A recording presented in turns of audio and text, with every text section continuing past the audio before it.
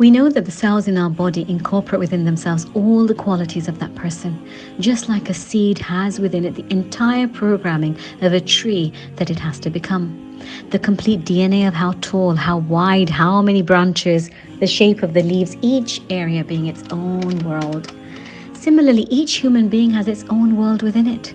Individuals with separate worlds, with their own thoughts and own emotions, and no one else knows their world completely except Al-Khabir, Al-Alim, the all-knowing Allah. And every insan, every human being is a unique model itself, a special edition. No matter how many eras of people come and go, no two are ever the same, not in their features, faces, physique, forms, aql, intelligence, faculties, abilities, perceptions. Nothing is like anyone else's. Everyone is a unique brand ambassador himself. All are different. Then why do we opt for a herd mentality here and follow the masses regardless of where the crowd is going and taking us, whether it's in fashion or ideologies or philosophies? Why does our individual worth and merit not come forth then to stand up to what is haqq and true and from our Creator? And why do we mimic others or try to copy trendsetters regardless of which trend they are adopting? There is no need for any inferiority or superiority complex.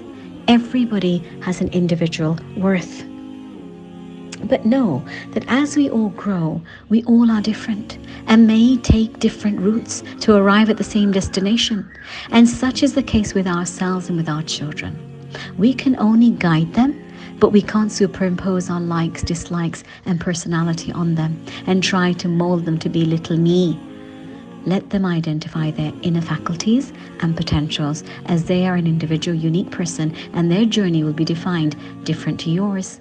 And yet guide them to veer them towards that which is right and to reflect on oneself in such a way to utilize themselves in gratitude and servitude to the one who gave them all their credentials, the beauties, the speech, the charm, and abilities and faculties that they have. Veer them towards the one who gave them it all in the first place, towards Allah.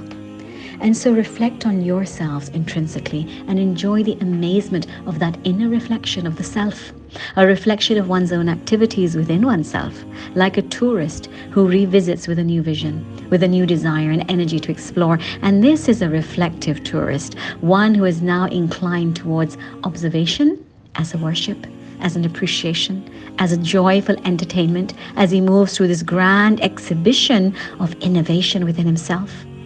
And yet whilst reflecting, doing his pondering and reflecting and enjoying various amazing realizations about himself, he is also in the state of ibadat, as he reflects on the miracles and ability of his Creator, and realize that the whole world inside and outside of him is a display of the Ahsan al-Khaliqeen, Allah subhanahu wa ta'ala, and realizes his azmat and the beauty of his crafts and his creations.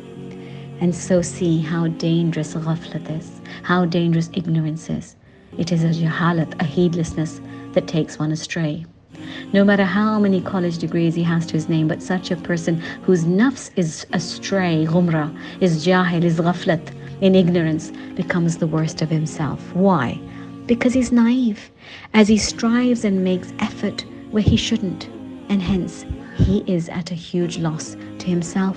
He doesn't understand his self-worth and hence moves away from Allah, feasting from shaitan's table spread, and feeds his nafs, his self, with takabbur, arrogance, rebellion, his own lust and desires of his body, of his eyes, and even blaming things on Allah, showing ingratitude whilst thinking of himself as correct or smarter or perhaps even pious. He doesn't feel the need to follow the laws set down by Allah.